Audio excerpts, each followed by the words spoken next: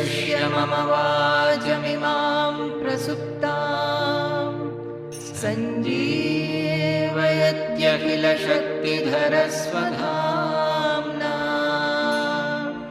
अन्यांश्च हस्तचरणश्रवणत्वगादीन् प्राणान्नमो भगवते पुरुषाय तुभ्यं प्राणान्नमो भगवते पुरुषाय तुभ्यम्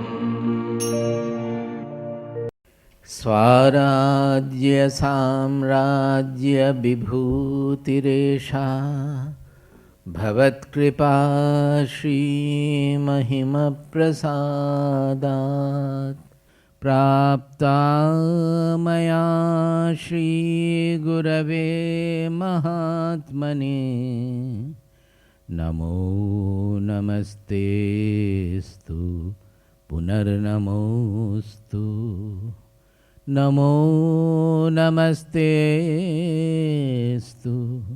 पुनर्नमोस्तु नमो नमस्तेस्तु पुनर्नमोस्तु नमस्तस्मै सदैकस्मै कस्मै चिन्महसे नमः यदेतद्विश्वरूपेण राजते गुरुराजते यदेतद्विश्वरूपेण राजते गुरुराजते. So this time we are aspiring quite high to do at least some portion of 18th chapter, which is the last chapter of Bhagavad Gita. The message which started in the second chapter, 11th verse, the Krishna's message started from second chapter, 11th verse. That gets summarized, integrated, culmination comes at the end in the 18th chapter.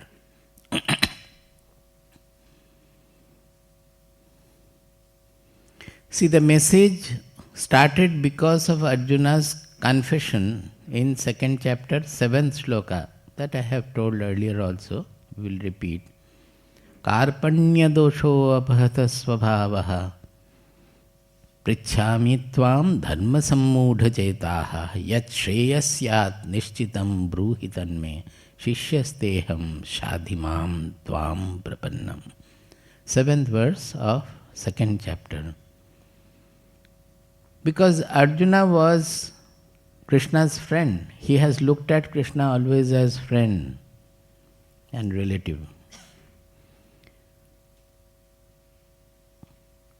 Naturally, as long as we don't have, as I said, the value for the dimension of the person, we will not be able to gain his virtue. Suppose we are moving with Guru, but we don't have the real estimate or evaluation of the Guru's dimension, where he is different from us. Otherwise, we will have some imaginary godliness associated with it, and with that we will think that, oh, sab theek ho jayega, everything will be all right by Guru's grace and all. That does not allow us to progress in our sadhana. The sadhana progresses when we start understanding the qualities of the Guru, where he is different, where his mind behaves differently, his emotions are different. All those have to be very attentively analyzed and known. And that we will not know until we are humble. This humility is the greatest virtue, not only in spirituality, everywhere. To gain any knowledge, the first criterion is humility. Without humility, we cannot gain any knowledge. So this second chapter, 7th verse is Arjuna because of the crisis. Otherwise he was not becoming humble. When Krishna wanted to help him, he asked him to become his charioteer. This was his humility. Will you ask somebody who is in the position of the Guru to become your charioteer? So humility was not there, but the crisis in the war situation finally made him humble. He was crying, he was sweating, he was trembling, the weapons were falling from his hand. So finally, after getting a little admonishing from Krishna that you are behaving like a coward, unmanliness, you are not behaving according to your tradition, according to your culture. Everywhere you are failing. So that kicked his ahankara or ego. This ego has to be brought down. Otherwise we won't be able to gain anything from the Guru or from anybody. This ego prevents our actualizing the knowledge. So if the ego goes by itself, by the analysis, understanding of the disciple, it is fine.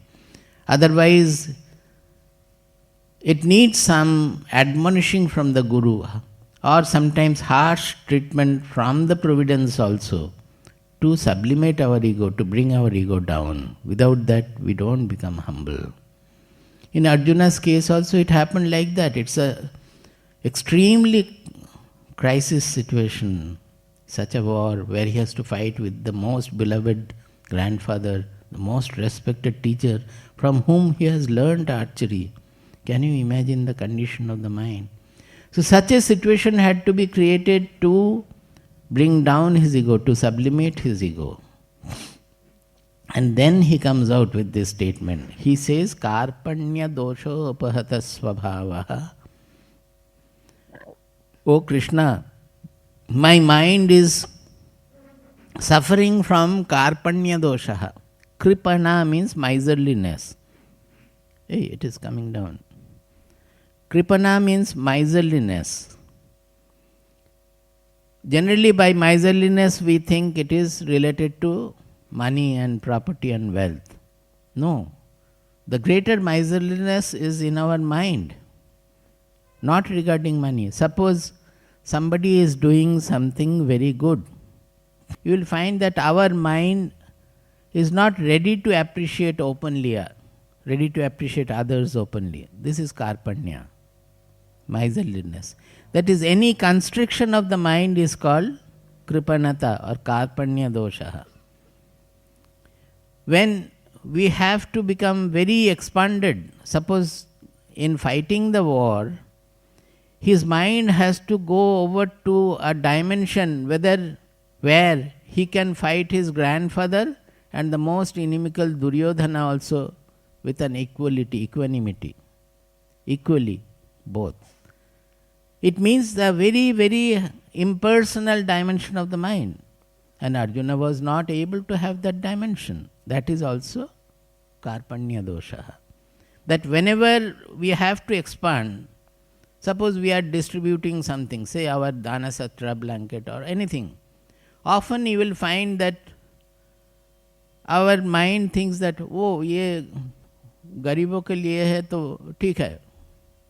It happened in Delhi that the supplier was sending very, very inferior items for which we have paid for the proper item, we had the sample.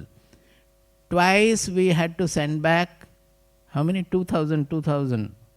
2 times, 4,004 truckloads had to come from Ludhiana, Panipat, and had to go back because we were adamant that we will not accept. This is not according to your sample, it is much, much inferior.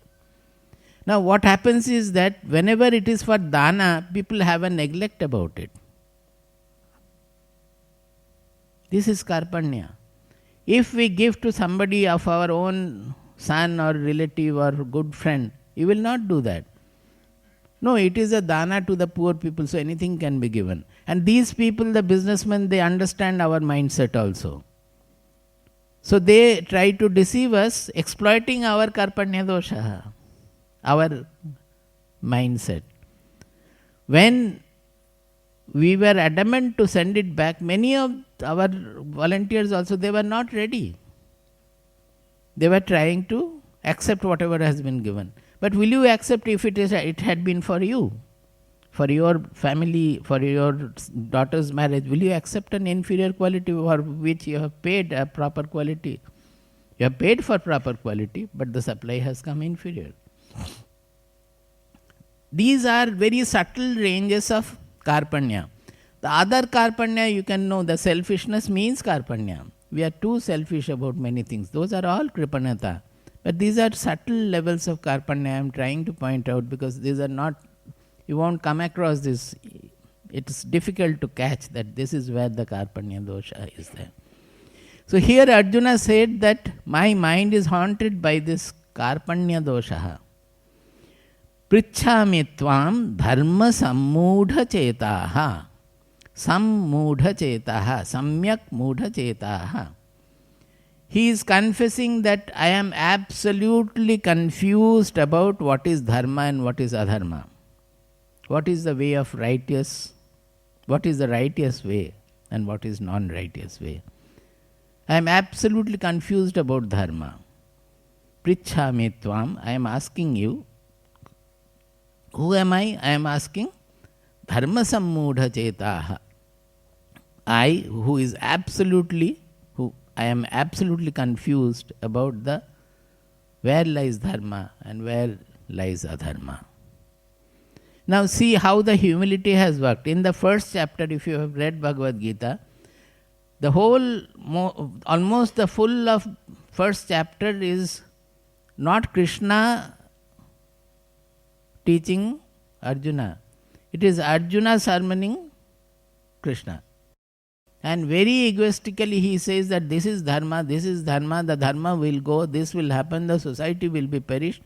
So he had learned dharma and he is egoistically preaching dharma to Krishna, saying that you don't the internal he did not say, but it is understood, implied, that you don't know dharma.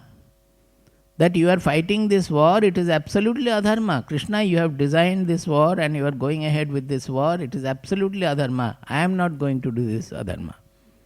So this is the lack of humility, that he doesn't understand the dimension of Krishna, that at least he could have inquired Krishna, is this dharma or is this adharma? He did not have it. So now he, after getting admonished, scolded by Krishna, he has come now, his ego is hurt, and then he has come down and he is asking that, I am asking you, O Krishna, I am dharma sammudha chetaha, not only mudha chetaha, samyak mudha chetaha, absolutely confused about dharma. Then comes the still more important statements. He says, Yat shreyasyat nishchitam bruhi tanme. Whatever, wherever lies the shreyas, whatever is the shreyas, nishchitam bruhi tanme. You tell me without any ambiguity. Shreyas. See, there are two kinds of discrimination.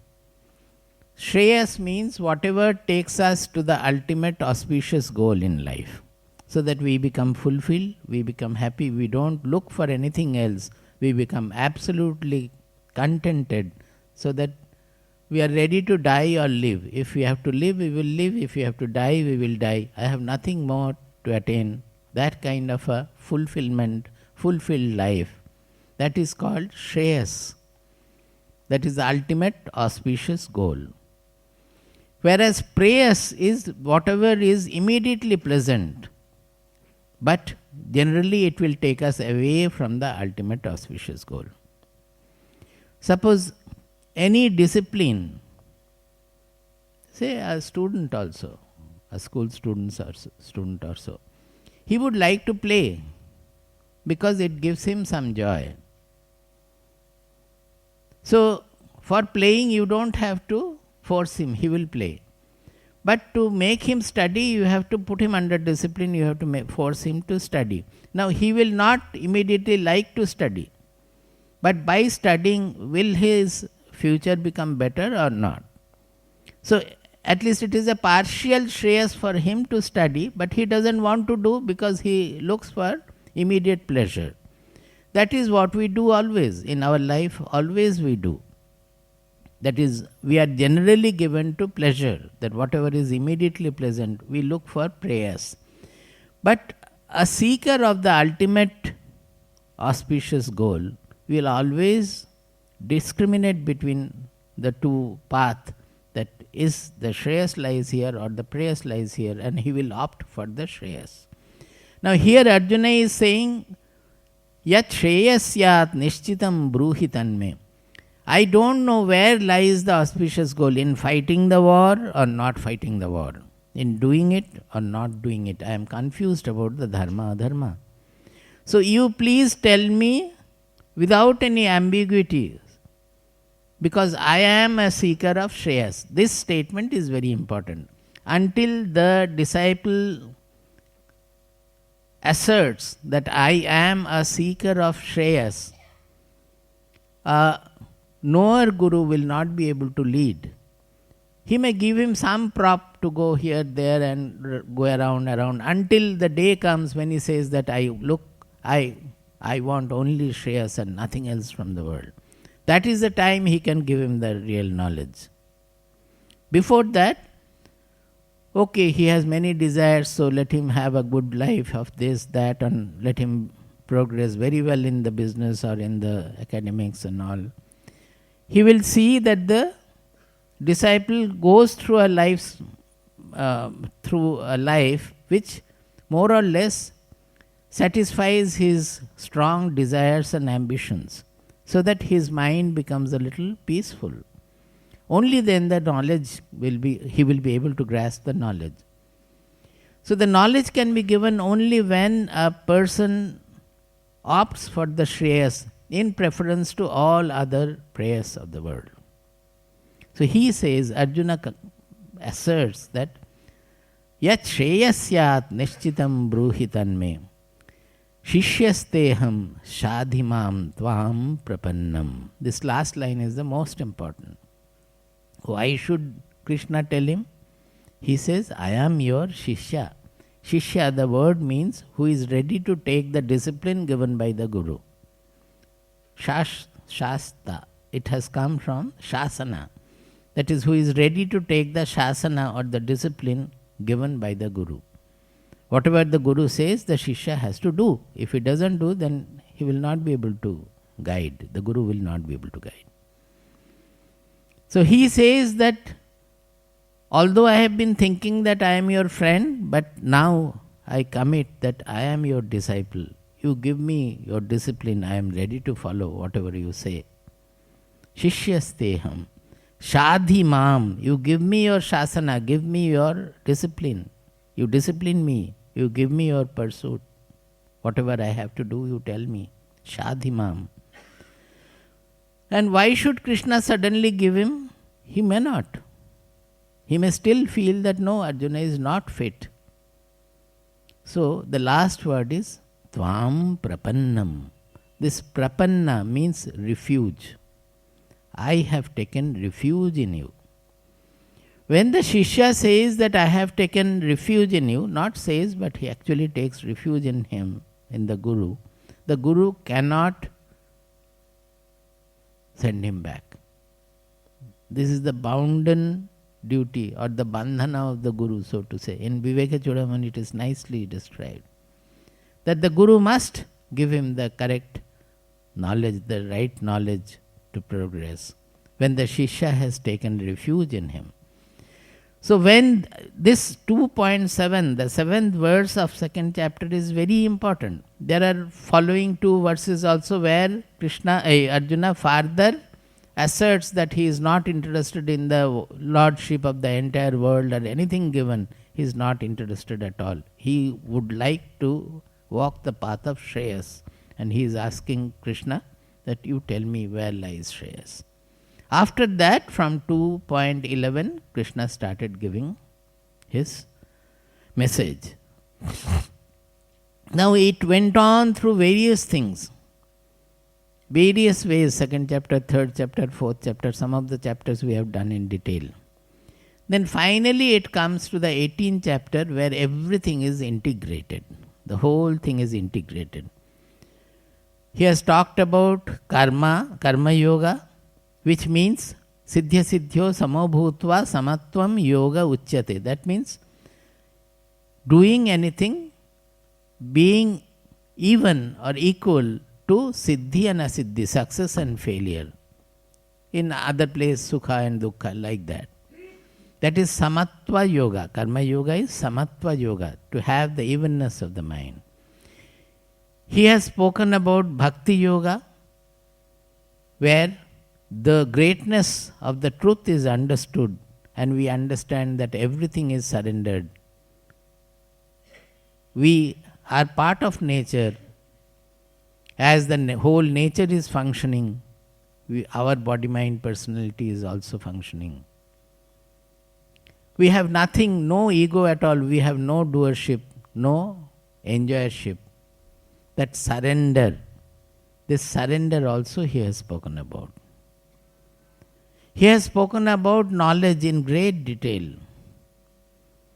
Then in this chapter he has fused everything, integrated everything and presented the final sermon. I would look at it from another angle also, that after the 13th chapter where he presented knowledge, the jnana, there the most significant point is, in one shloka he said that kshetra, it is the 13th chapter is called kshetra kshetrajna vibhaga yoga. Kshetra or the field is our body, mind, personality, everything. And the knower of that body, mind, personality or the field is called kshetrajna. So, we all know that I know my body, I know my mind, I know my emotions, etc. So, I am the kshetrajna and the body, mind, personality is the kshetra or the field. But then he said, kshetrajnam chapi mam viddhi sarvakshetreshu bharata. You know me as the kshetrajna in all the kshetras. Then comes the confusion. I know that I know my body, mind, personality, but how can I be the kshetrajna everywhere? That is not possible. Then there is a contradiction. I am not that. And he says that this is called the knowledge. That one who knows that I am the knower in everybody, in every field. I am the knower of the fields. That is called knowledge. So we understand that I don't have that knowledge. I don't feel that I am the kshetrajna everywhere. Then immediately he changes over to the virtues, the qualities of the character. Amanitvam, madambhitvam, etc. Why? After enlisting 20 or 24, so 20 qualities, he says, Etad jnanam iti proktam, ajnanam yadatonyatha. He says this conglomeration of these 20 qualities, characteral qualities, is called knowledge. And everything else is ajnana, is ignorance. See the contradictions? There he said that I am the kshetrajna everywhere. One who knows this, that is the knowledge. And then he says that one who has all these qualities, all these qualities, conglomeration, assembly of all these qualities is called knowledge. That means a person who has these qualities is the knower. How do you remove the contradiction there? That both are knower but they don't appear to be same. So we have to understand very well there that these qualities, as our identity, that I-ness in us, it expands. Normally we start with the I as limited by the body, mind, personality, the small I.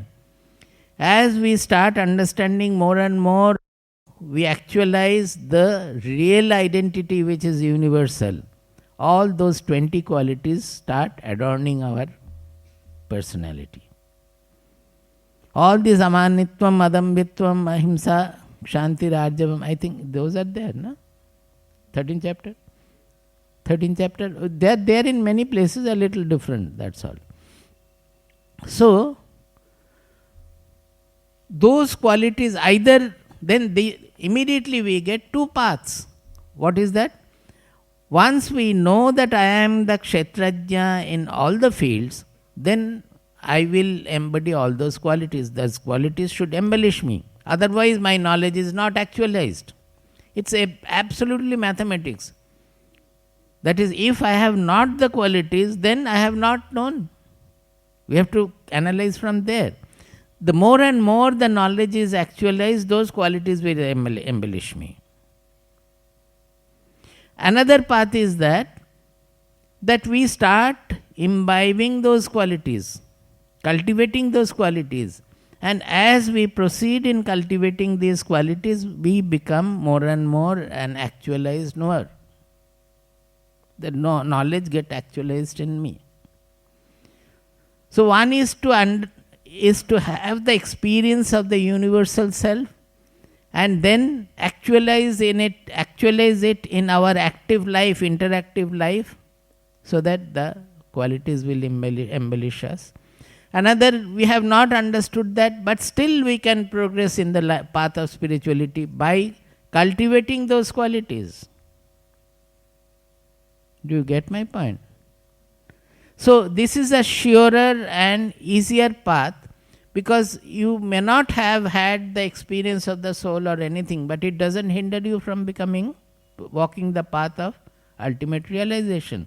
You start cultivating those qualities, and the qualities are such that more and more you cultivate, you will become more and more joyous, cheerful, because they will make you expand. The selfishness, the constrictions will go. Whatever is causing stress in your mind, they will go.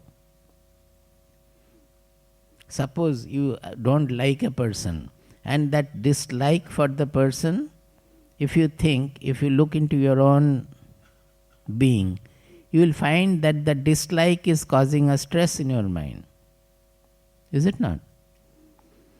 The person may be anything, but your dislike for the person is causing a stress in your mind. Now, the moment you start thinking in this manner, your universality and all, somehow you start loving that person. At least forcefully you hug that person and tell him that you love him and do something. The moment you are able to get over this constriction, you will find there will be so much of joy, and the stress will go. Joy from where?